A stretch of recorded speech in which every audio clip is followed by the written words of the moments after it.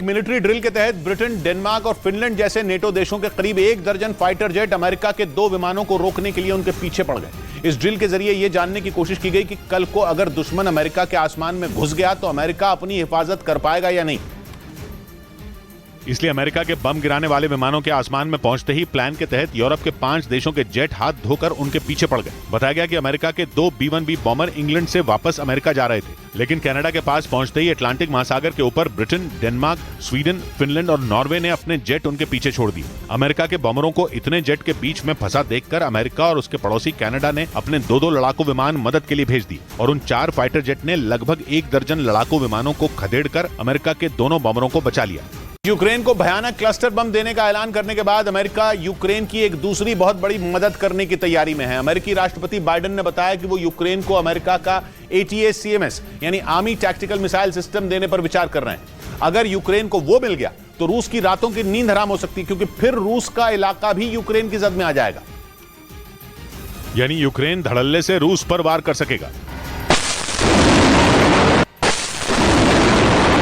ऐसा इसलिए क्योंकि अमेरिका का ATACMS लंबी रेंज का मिसाइल सिस्टम है, इतनी लंबी रेंज का कि उसके यूक्रेन के हाथों में आते ही क्राइमिया में पुतिन का सिंहासन डोल सकता है। क्राइमिया यूक्रेन का ही हिस्सा है, लेकिन 2014 से उस पर रूस ने कब्जा जमाया हुआ है। और क्राइमिया तो क्या, ATACMS से यूक्रेन रूस की सीमा के अंदर भी हमले कर पाएगा। यानी यूक्रेन को पाने की चाहत में पुतिन के हाथ से क्राइमिया निकल सकता है। ऊपर से अगर रूस पर आए दिन यूक्रेन के हमले होने लगे तो पुतिन के लिए अपने देश में ही कुर्सी बचाना मुश्किल हो जाएगा। यूक्रेन को अपना आर्मी टैक्टिकल मिसाइल सिस्टम देना अमेरिका का बहुत बड़ा फैसला होगा, क्योंकि अब तक वो यूक्रेन को वो हथियार देने से बचता आ रहा है जिनसे वो रूस के अंदर वार कर सके। मगर ऐसा लग रहा है कि जंग की बदली हुई तस्वीर में अमेरिका भी अपनी नीति बदलने जा रहा है। अमेरिका के यूक्रेन को क्लस्टर बम देने के ऐलान के बाद रूस ने भी यूक्रेन के खिलाफ क्लस्टर बम जैसे खतरनाक बमों के इस्तेमाल की धमकी दे दी। रूस के मीडिया के मुताबिक उनके रक्षा मंत्री ने साफ कह दिया कि अगर अमेरिका से यूक्रेन को क्लस्टर बम मिले तो रूस भी यूक्रेन के खिलाफ विनाशकारी बमों का इस्तेमाल करेगा। अमेरिका ने पिछले हफ्ते ही यूक्रेन को क्लस्टर बम देने का ऐलान किया, जबकि संयुक्त राष्ट्र ने इन बमों के इस्तेमाल पर रोक लगा रखी है, क्योंकि ये बेहद विनाशकारी होते हैं। जानकारी के मुताबिक क्लस्टर बम आसमान से गिरने के बाद जब जमीन से टकराता है तो वहां सैकड़ों धमाके होते हैं, और जहां ये बम गिरता है उसके 30 मीटर के दायरे में आने वाली हर चीज मिट्टी में मिल जाती है। इसीलिए रूस लगातार विरोध कर रहा है ताकि अमेरिका यूक्रेन को क्लस्टर बम न भेजे। इसी बीच रूस के रक्षा मंत्री सर्गेई शोइगु ने धमकी दे दी कि अगर यूक्रेन को क्लस्टर बम मिले तो रूस की फौज दुश्मन के खिलाफ क्लस्टर जैसे घातक बमों का इस्तेमाल करने से पीछे नहीं हटेगी। पश्चिमी मीडिया के मुताबिक फ्रांस की नाराजगी के बाद नेटो जापान में अपना दफ्तर खोलने की योजना से पीछे हट गया। लिथुआनिया में हुए नेटो शिखर सम्मेलन में इससे जुड़ी कोई घोषणा नहीं की गई, जबकि संभावना जताई जा रही थी कि इस बैठक के दौरान जापान में नेटो का दफ्तर खोले जाने का ऐलान किया जाएगा। लेकिन दावा किया गया कि फ्रांस की नाराजगी के बाद नेटो ने अपने कदम वापस खींच लिए। फ्रांस नेटो के 31 सदस्यों में एक है और उसने जापान में नेटो का दफ्तर खोलने की योजना का न सिर्फ विरोध किया, बल्कि दावा किया कि अगर नेटो यानी नॉर्थ अटलांटिक ट्रीटी ऑर्गेनाइजेशन का विस्तार अटलांटिक महासागर इलाके के बाहर किया गया तो उसकी ताकत कमजोर हो सकती है। पश्चिमी मीडिया के मुताबिक फ्रांस का यह विरोध जापान के साथ साथ अमेरिका के लिए भी बड़ा झटका साबित हुआ, क्योंकि अमेरिका भी जापान में नेटो दफ्तर खोलने का समर्थन करता आया है ताकि चीन को उसी के इलाके में घेरा जा सके। पाकिस्तान से अपने 4 बच्चों के साथ आई सीमा हैदर के वकील के मुताबिक भारत की नागरिकता नहीं मिलने पर सीमा हैदर को वापस पाकिस्तान भेजा जा सकता है। पिछले कुछ दिनों से पाकिस्तान की सीमा हैदर और दिल्ली के नजदीक ग्रेटर नोएडा के रहने वाले सचिन की लव स्टोरी सुर्खियों में है। और पुलिस की FIR के मुताबिक 2019 में ऑनलाइन गेम PUBG के जरिए दोनों एक दूसरे के संपर्क में आए थे। थोड़े दिनों बाद सीमा हैदर और सचिन को एक दूसरे से प्यार हो गया, जिसके बाद 10 मार्च को सीमा सचिन से मिलने पाकिस्तान से नेपाल पहुंची। FIR के मुताबिक 13 मई को सीमा अपने 4 बच्चों को लेकर नेपाल के रास्ते पाकिस्तान से भारत आ गई। बाद में उन्होंने प्रधानमंत्री नरेंद्र मोदी से भारत की नागरिकता देने की अपील की, लेकिन सीमा के वकील के मुताबिक अगर भारत की नागरिकता नहीं मिली तो उन्हें वापस पाकिस्तान भेजा जा सकता है। भारतीय नागरिकता नहीं मिली तो सीमा को डिपोर्ट करना भी पड़ सकता है। जबकि सीमा हैदर का दावा है कि उनकी सचिन के साथ नेपाल में शादी हो चुकी है और वो किसी भी कीमत पर पाकिस्तान नहीं जाएंगी। सीमा हैदर पर पाकिस्तान के कराची में अपने पति गुलाम हैदर का मकान बेचने का आरोप लगा। पाकिस्तान के मीडिया के मुताबिक सऊदी अरब जाने से पहले गुलाम हैदर कराची में रिक्शा चलाने का काम करते थे और उनका दावा है कि उन्होंने सीमा हैदर और अपने बच्चों के लिए एक मकान खरीदा था। बाद में गुलाम हैदर पैसा कमाने के लिए सऊदी अरब चले गए। पाकिस्तान के मीडिया के मुताबिक उनके सऊदी अरब जाने के बाद सीमा की दोस्ती सचिन से हो गई।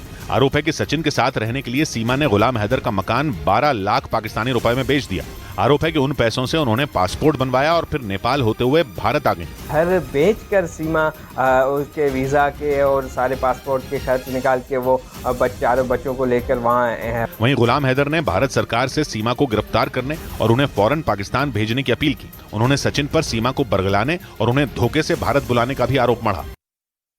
पाकिस्तान के मीडिया के मुताबिक प्यार के लिए अपने बच्चों के साथ भारत आई सीमा हैदर ने पति गुलाम हैदर के साथ भी लव मैरिज की थी, लेकिन अब सीमा हैदर सचिन के लिए पति गुलाम हैदर को पीछे छोड़कर नेपाल होते हुए पाकिस्तान से भारत पहुंच गई। और उनका दावा है कि उन्होंने सचिन से हिंदू रीति रिवाज से शादी कर ली है, जिसकी वजह से वो उनकी पत्नी है। पाकिस्तान के मीडिया के मुताबिक सीमा हैदर को कोई पहली बार प्यार नहीं हुआ है, बल्कि उन्होंने गुलाम हैदर से भी लव मैरिज की थी। गुलाम हैदर और सीमा एक मिस्ड कॉल की वजह से एक दूसरे के संपर्क में आए थे, जिसके बाद दोनों के बीच पहले दोस्ती हुई और फिर दोनों ने शादी कर ली। 5 से 6 माह इनकी मोहब्बत चली थी, जिसके बाद इनकी शादी हुई और इनकी शादी से इनके घर वाले भी खुश नहीं थे, राजी नहीं थे। पाकिस्तान के मीडिया के मुताबिक गुलाम हैदर सिंध प्रांत के जेकबाबाद के रहने वाले हैं, लेकिन शादी के बाद वो सीमा के कहने पर वहां से कराची आ गए थे। पाकिस्तान के मीडिया के मुताबिक अगर सीमा हैदर पाकिस्तान लौटी तो उन्हें कानूनी कार्रवाई का सामना करना पड़ेगा। हालांकि सीमा हैदर कई बार ही कह चुकी हैं कि वो किसी भी सूरत में पाकिस्तान नहीं जाएंगी, क्योंकि उनके मुताबिक अगर वो पाकिस्तान लौटी तो उनकी और उनके बच्चों की हत्या कर दी जाएगी। उनका आरोप है कि उनके पति गुलाम हैदर के घर वाले उन्हें जान से मार देंगे। ठीक, मैं तो मर ही जाऊंगी, अपने बच्चों को भी जहर पिला के हम 5 मर जाएंगे, पाकिस्तान नहीं जाएंगे।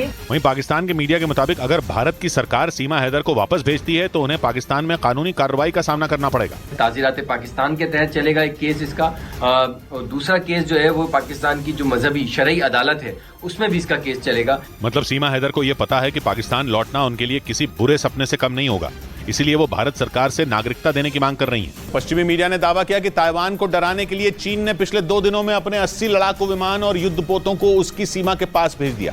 ताइवान को चीन अपना ही हिस्सा मानता है और उसके राष्ट्रपति शी जिनपिंग ये ऐलान भी कर चुके हैं कि चीन एक न एक दिन ताइवान पर अपना राज कायम करके ही रहेगा, फिर चाहे उसके लिए चीन को ताइवान पर हमला ही क्यों न करना पड़े। यही वजह है कि बीते कुछ वक्त से चीन आए दिन अपने लड़ाकू विमान ताइवान की हवाई सीमा में उड़ाता रहता है। उसी कड़ी में इस बार भी चीन की सेना ने अपने 80 लड़ाकू विमानों और जंगी जहाजों को ताइवान की सीमा के पास भेज दिया, जिसके बाद चीन के लड़ाकू विमान एक बार फिर ताइवान के नजदीक गरजने लगे, जिसकी वजह से ताइवान की सेना अलर्ट हो गई। पश्चिमी मीडिया के मुताबिक चीन के जंगी जहाजों ने ताइवान स्ट्रेट में मौजूद मीडियन लाइन को भी पार कर दिया। ये अमेरिका की ओर से बनाई गई वो सीमा है जो चीन और ताइवान को अलग करती है।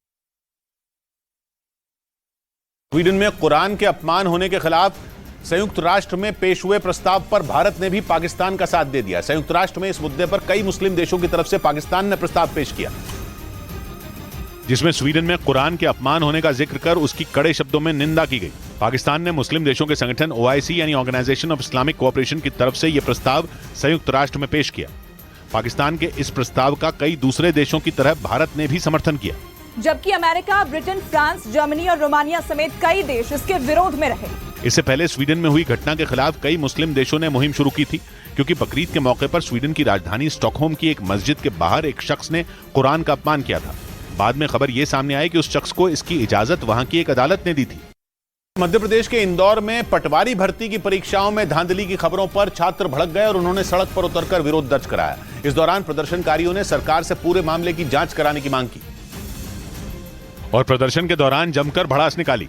इस दौरान उन छात्रों का गुस्सा सातवें आसमान पर दिखा। परीक्षा में धांधली की खबर से आग बबूला छात्रों ने सड़क पर उतरने के बाद जमकर नारेबाजी की और उन्होंने मध्य प्रदेश में पटवारी भर्ती की परीक्षाओं में धांधली का आरोप लगाया। वहाँ पर डायरेक्ट कह सकते हैं शिक्षा का खरीद फरोख्त किया गया है। छात्रों ने अपने भविष्य के साथ खिलवाड़ करने वालों पर कार्रवाई की मांग की। इस दौरान सैकड़ों की संख्या में छात्र प्रदर्शन में शामिल हुए।